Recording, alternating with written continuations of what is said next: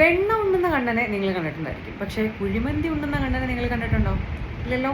എന്നാൽ അത്തരത്തിലുള്ളൊരു ആശംസ പിക്ചറാണ് ഇന്നിപ്പം വലിയ വിവാദങ്ങൾക്ക് വഴിയൊരുക്കിയിരിക്കുന്നത്. അപ്പോൾ ഇത് എവിടെ നിന്ന് തുടങ്ങിയെന്ന് ചോദിച്ചാൽ നമുക്കറിയാം, വിഷു ആയിരുന്നു. അപ്പോൾ വിഷുവിന് ചേർത്തലയിൽ എന്നൊക്കെ പറയുന്ന കുഴിമന്തി വെക്കുന്ന ഒരു ഹോട്ടലിൻ്റെ ഒരു ഉടമസ്ഥൻ വിഷു ആശംസ എന്ന് പറഞ്ഞിട്ടൊരു പിക്ചർ പങ്കുവച്ചു. ആ പിക്ചറിൽ നമ്മളൊക്കെ വളരെ വികാരത്തിലും സന്തോഷത്തിലും കണ്ടിട്ടുള്ള ഈ വെണ്ണ വാരി ഉണ്ണുന്ന ഉണ്ണിക്കണ്ണന് പകരം കുഴിമന്തി വാരി ഉണ്ണുന്ന ഉണ്ണിക്കണ്ണൻ്റെ പടമാണ് കൊടുത്തിട്ടുണ്ടായിരുന്നത്. അപ്പം ഇതിലോട്ട് ഈ ഒരു സബ്ജക്റ്റിലോട്ട് എങ്ങനെ വരും എന്നൊക്കെ ചോദിച്ചാൽ ഭയങ്കര വിവാദമൊക്കെ ആയപ്പോൾ പിന്നെ അയാൾ ഒരു എന്താ പറയുക, അർഷാദ് എന്ന് പറഞ്ഞിട്ടുള്ള ഒരു ഹോട്ടലുടമ മറ്റൊരാൾക്ക് കൂടിയിട്ട് മാപ്പ് പറയുകയൊക്കെ ചെയ്തിട്ടുണ്ടായിരുന്നു. ആ മാപ്പ് പറയൽ വീഡിയോയിൽ പ്രത്യേകിച്ച് ഒരു എന്താ പറയുക, ഒരു ആത്മാർത്ഥത ഉണ്ടെന്നൊന്നും കണ്ട ആർക്കും തോന്നിക്കാണില്ല. പിന്നെ ഇപ്പോൾ അദ്ദേഹത്തിനെ അറസ്റ്റൊക്കെ ചെയ്തിട്ടുണ്ട്. സോ നമ്മൾ മനസ്സിലാക്കേണ്ടത്, നമ്മൾ ഭയങ്കര വീമ്പിലൊക്കെ പറയുന്ന ഒരു കാര്യമാണ്, നമ്മൾ താമസിക്കുന്നത് ഒരു മതേതരത്വ രാജ്യത്തിലാണ്, നമ്മൾ താമസിക്കുന്നത് ഒരു മതേതരത്വ കേരളത്തിലൊക്കെയാണ്, ഇവിടെ എല്ലാവരും ബീഫ് കഴിക്കും, ഇതൊക്കെ ഭയങ്കര ഒരു എന്താ പറയുക വലിയ വലിയ സംഭവമൊക്കെ ആയിട്ട് പറയുന്ന ആൾക്കാരാണ് നമ്മുടെ നാട്ടിലുള്ളത്. പക്ഷേ വർത്താനം ഭയങ്കരമാണ്, വകതിരിവ് വട്ടപൂജ്യം എന്നൊക്കെ പറയുന്ന രീതിയിലാണ് ആളുകളുടെ പെരുമാറ്റം. നിങ്ങൾ മനസ്സിലാക്കേണ്ട ഒരു കാര്യം എന്ന് പറയുന്നത്, ഇന്ത്യ മതേതരത്വമാവാൻ എത്ര കണ്ട് ശ്രമിക്കുന്നുണ്ടോ അത്ര കണ്ട് റിലീജിയസ്ലി സെൻസിറ്റീവ് ആയിട്ടുള്ളൊരു രാജ്യം കൂടിയാണ്.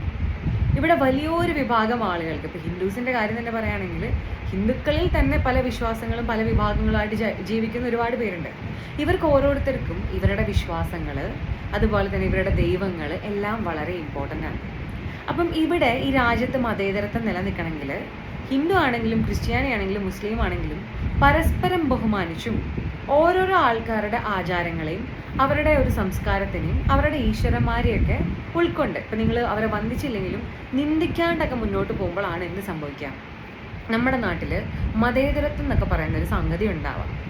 നേരെ മറിച്ച് നിങ്ങളൊരാളുടെ വിശ്വാസം, അയാൾ ഈശ്വരനായിട്ട് കാണുന്ന ഒരാൾ അല്ലെങ്കിൽ ഒരു വ്യക്തി അല്ലെങ്കിൽ ഒരു ഒരു ഒരു ദൈവത്തിനെ അതിനെ നിന്ദിക്കുകയൊക്കെ ചെയ്യുമ്പം തിരിച്ച് അതേപോലെ തന്നെ അവർ അത് കുഴപ്പമില്ല, സാരില്ല, പോട്ടെ എന്ന രീതിയിൽ ചിന്തിക്കുമെന്ന് നിങ്ങൾ എക്സ്പെക്ട് ചെയ്യരുത്.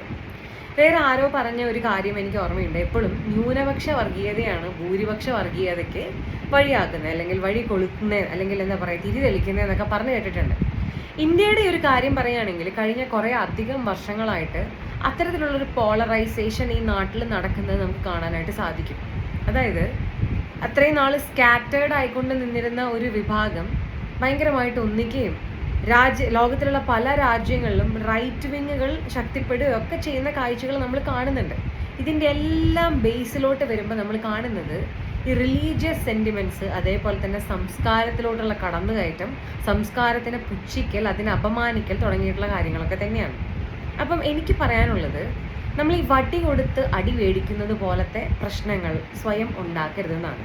അതെല്ലാ കമ്മ്യൂണിറ്റികളോടും കൂടെ പറയാനുള്ളൊരു കാര്യമാണ്.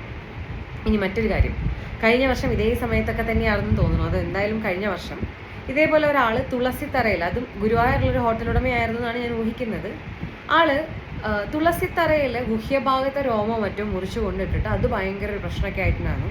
അവസാനം അറസ്റ്റൊക്കെ ചെയ്തപ്പോൾ മാനസിക വിഭ്രാന്തിയുള്ള ആളെന്നൊക്കെ പറഞ്ഞിട്ടാണ് അവിടെ നിന്ന് തടി തപ്പിയത്. പക്ഷെ അത് ഓൾറെഡി എന്ത് ചെയ്തിട്ടുണ്ട്, ഇതേപോലെ തന്നെ റിലീജിയസ്ലി ആളുകളെ ഭയങ്കരമായിട്ട് വികാര ഭരിതരക്കാക്കി മാറ്റിയിട്ടുണ്ടായിരുന്നു.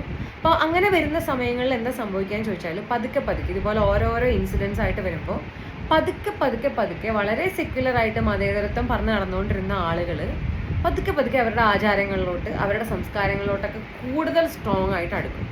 ഇങ്ങനെ കൂടുതൽ സ്ട്രോങ് ആയിട്ട് അടുത്തടുത്ത് പിന്നെയും ഈ പ്രശ്നങ്ങൾ ഇവർ കാണുമ്പം ഇതിൽ ചിലർ തന്നെ എക്സ്ട്രീമിസ്റ്റുകളായിട്ടുള്ള വിശ്വാസികളായിട്ട് മാറും.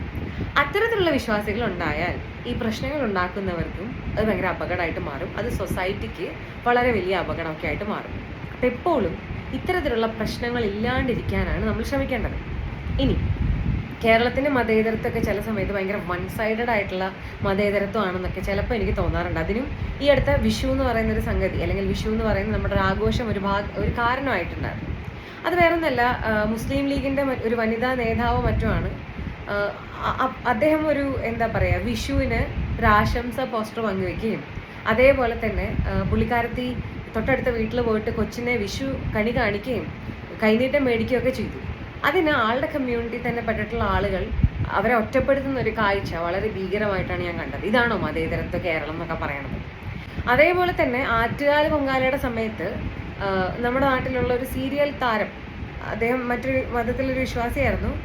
പുള്ളിക്കാരത്തി ഇതുപോലെ ആറ്റുകാൽ പൊങ്കാല ഇട്ടതിന് അവരുടെ കമൻറ്റ് ബോക്സിൽ ഒരുപാട് പേര്, അവരുടെ കമ്മ്യൂണിറ്റി എന്നുള്ള ഒരുപാട് പേര് വന്ന് വിളിച്ചു കൂട്ടിയ വാക്കുകൾ, അവരെ വിളിച്ച ചില ടേംസ് ഒക്കെ നമ്മളും കണ്ടതാണ്. സോ എങ്ങനെയാണ് ഈ മതേതരത്വം കേരളത്തിലുണ്ടെന്ന് നമുക്ക് അവകാശപ്പെടാൻ പറ്റുന്നത്? അതോ ഇത് വൺ സൈഡഡ് ആണോ? അതായത് ചിലർ മാത്രം മതേതരത്വം കീപ്പ് ചെയ്യണം, വേറെ ചില ആൾക്കാർക്ക് അത് ചെയ്യേണ്ട ആവശ്യമൊന്നുമില്ല എന്നുള്ള ഒരു രീതിയാണോ ഉദ്ദേശിക്കുന്നത്? ഇങ്ങനെ പോവുകയാണെങ്കിൽ വളരെ ഡേഞ്ചറസ് ആയിട്ടുള്ളൊരു ഫ്യൂച്ചറാണ് നമ്മളെ കാത്തിരിക്കുന്നത്. അതോ ഇനി ഇത്തരത്തിലുള്ള പോസ്റ്റേഴ്സ് ഇടുകയും ഇത്തരത്തിലുള്ള പ്രവൃത്തികൾ ചെയ്യുകയൊക്കെ ചെയ്യുന്ന ആളുകളുടെ ആഗ്രഹം നമ്മുടെ നാട്ടിലൊരു റിലീജിയസ് ഒരു കലാപം ഉണ്ടാകണം എന്ന് തന്നെയാണോ? ചില സമയത്ത് അതൊക്കെ നമുക്ക് തോന്നിപ്പോവും. എന്തായാലും ആളുകളൊന്നും പണ്ടത്തെ പോലെയല്ല. ആളുകൾ പണ്ടത്തെ പോലെ ഇങ്ങനെ റിയാക്ട് ചെയ്യാണ്ടിരിക്കുന്ന ഒരു സിറ്റുവേഷൻ ഒന്നല്ല. ഇപ്പോൾ കൊടുത്താൽ കൊല്ലത്തും കിട്ടും എന്നൊക്കെ പറയണത് പോലെയൊക്കെയുള്ള ഒരു സിറ്റുവേഷനാണ് നടന്നുകൊണ്ടിരിക്കുന്നത്. ഇനി ഈ കൂട്ടത്തിൽ കണ്ട മറ്റൊരു ഡേഞ്ചറസ് ആയിട്ടുള്ളൊരു കാര്യം, നമ്മുടെ കമ്മ്യൂണിറ്റിയിൽ പെട്ടിട്ടുള്ള ഒരാൾ ഒരു തെറ്റ് ചെയ്താൽ നമ്മുടെ കമ്മ്യൂണിറ്റിയുടെ വെൽഫെയറിന് വേണ്ടിയിട്ട് നമ്മൾ എന്ത് ചെയ്യണം? ഈ തെറ്റ് ചെയ്തിട്ടുള്ള ആളിനെ കോൺഫ്രണ്ട് ചെയ്യണം. നീ തെറ്റ് ചെയ്തു, നീ ചെയ്തത് തെറ്റ് തന്നെയാണ്, അതുകൊണ്ട് തന്നെ നീ ഈ സമൂഹത്തിനോട് മാപ്പ് പറയാനും പ്രായശ്ചിത്തം ചെയ്യാനും അല്ലെങ്കിൽ അതിന് എന്തെങ്കിലും പണിഷ്മെൻറ്റ് ഉണ്ടെങ്കിൽ അത് എടുക്കാനും ഒക്കെ നീ ഉത്തരവാദിത്തപ്പെട്ടവനാണ് എന്ന് പറയുകയാണ് എല്ലാ കമ്മ്യൂണിറ്റിയിലെ ആൾക്കാരും ചെയ്യേണ്ടത്.